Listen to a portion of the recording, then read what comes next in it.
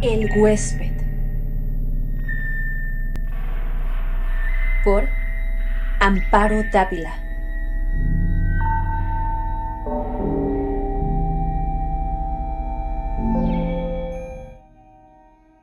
Nunca olvidaré el día en que vino a vivir con nosotros. Mi marido lo trajo al regreso de un viaje. Llevábamos entonces cerca de 3 años de matrimonio. Teníamos 2 niños y yo no era feliz. Representaba para mi marido algo así como un mueble, que se acostumbra uno a ver en determinado sitio, pero que no causa la menor impresión. Vivíamos en un pueblo pequeño, incomunicado y distante de la ciudad, un pueblo casi muerto o a punto de desaparecer. No pude reprimir un grito de horror cuando lo vi por primera vez. Era lúgubre, siniestro, con grandes ojos amarillos, casi redondos y sin parpadeo, que parecían penetrar a través de las cosas y de las personas. Mi vida desdichada se convirtió en un infierno.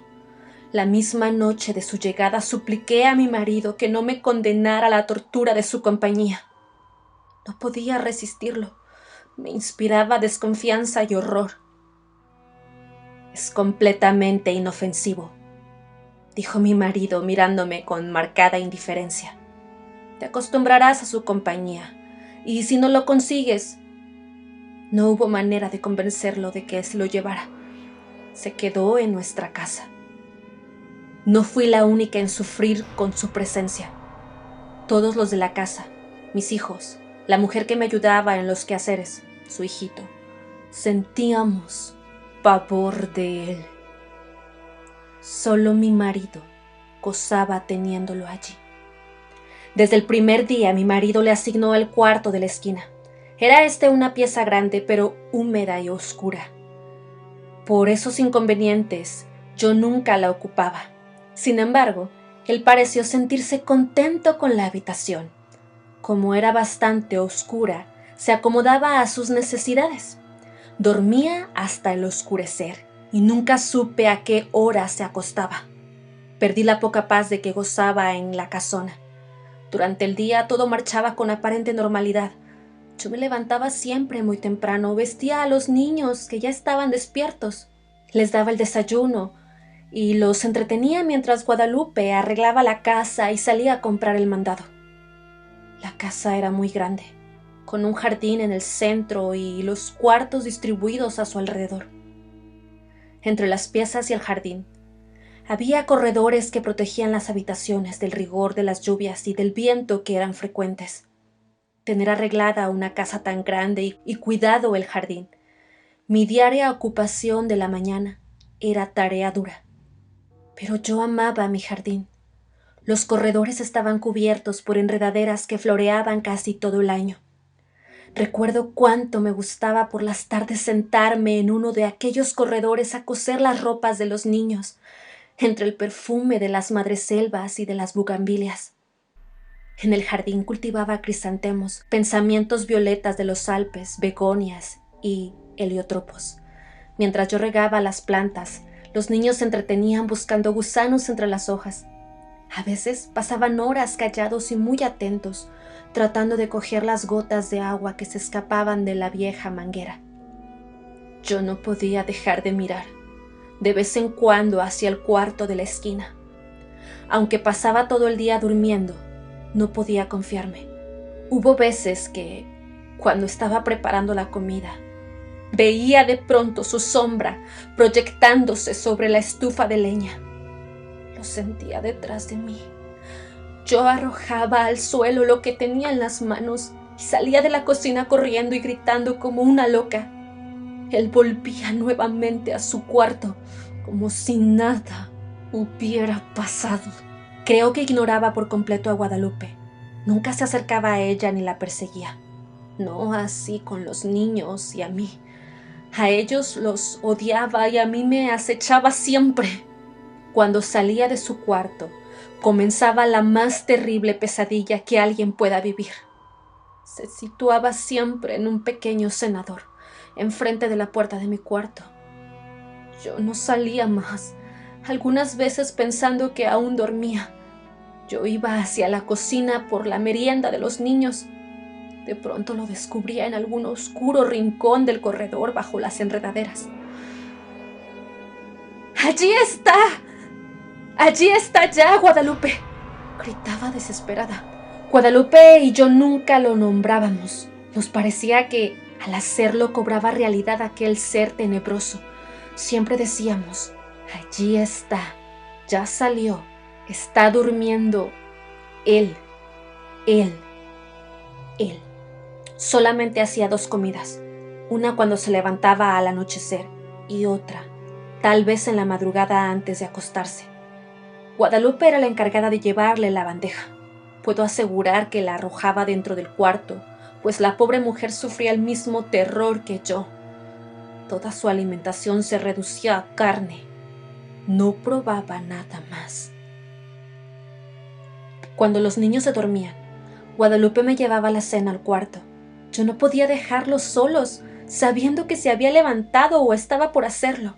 Una vez terminadas sus tareas, Guadalupe se iba con su pequeño a dormir y yo me quedaba sola, contemplando el sueño de mis hijos.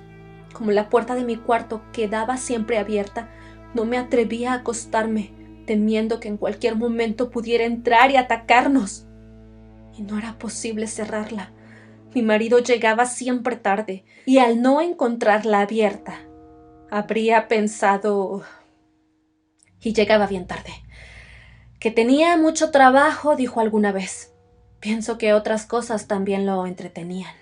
Una noche estuve despierta hasta cerca de las 2 de la mañana, oyéndolo afuera. Cuando desperté lo vi junto a mi cama mirándome con su mirada fija, penetrante, y le arrojé la lámpara de gasolina que dejaba encendida toda la noche.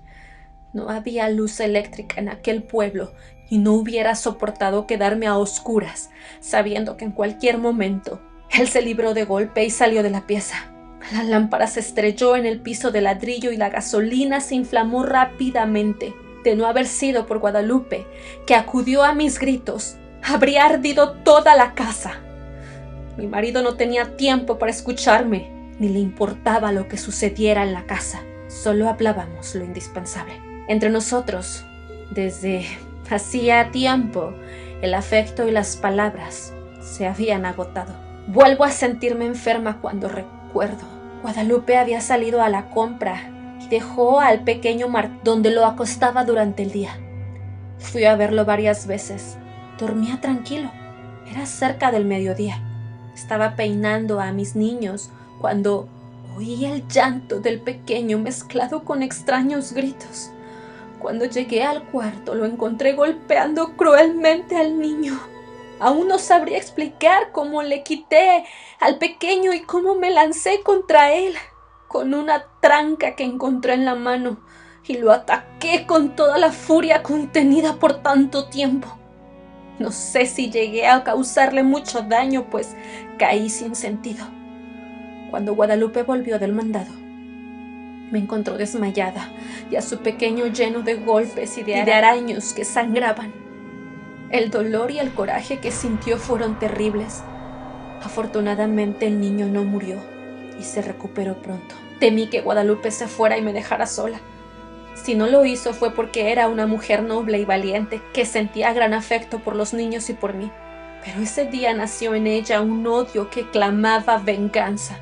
Cuando conté lo que había pasado a mi marido, le exigí que se lo llevara, alegando que podía matar a nuestros niños como trató de hacerlo con el pequeño Martín. Cada día estás más histérica. Es realmente doloroso y deprimente contemplarte así. Te he explicado 1000 veces que es un ser inofensivo. Pensé entonces en huir de aquella casa, de mi marido, de él, pero no tenía dinero y los medios de comunicación eran difíciles. Sin amigos ni parientes a quienes recurrir, me sentía tan sola como un huérfano. Mis niños estaban atemorizados. Ya no querían jugar en el jardín y no se separaban de mi lado. Cuando Guadalupe salía al mercado, me encerraba con ellos en mi cuarto. «Esta situación no puede continuar», le dije un día a Guadalupe. «Tendremos que hacer algo. Y pronto», me contestó. «Pero, ¿Qué podemos hacer las dos solas? Solas, es verdad, pero con un odio. Sus ojos tenían un brillo extraño. Sentí miedo y alegría. La oportunidad llegó cuando menos la esperábamos. Mi marido partió para la ciudad a arreglar unos negocios. Tardaría en regresar, según me dijo, unos 20 días.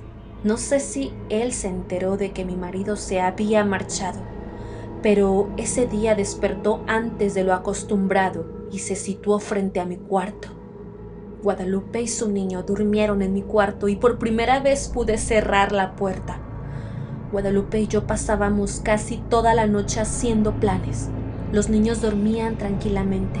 De cuando en cuando oíamos que llegaba hasta la puerta del cuarto y la golpeaba con furia.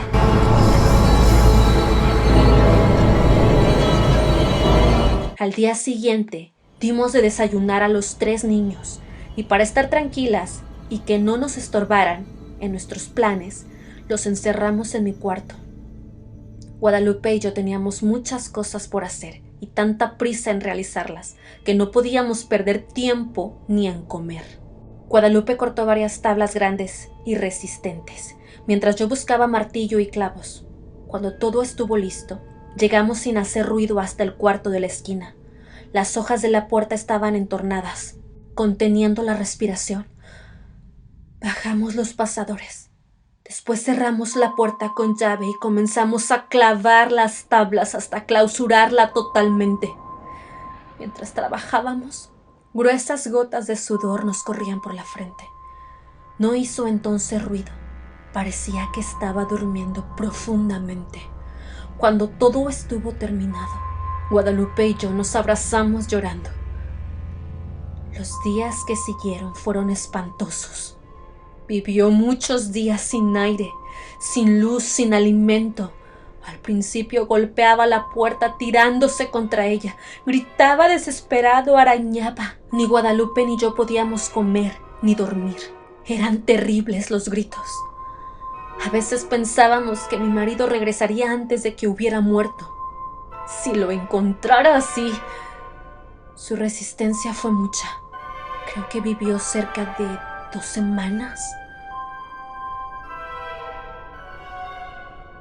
Un día ya no se oyó ningún ruido, ni un lamento.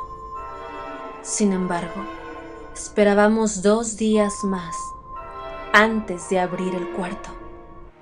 Cuando mi marido regresó, lo recibimos con la noticia de su muerte repentina y desconcertante.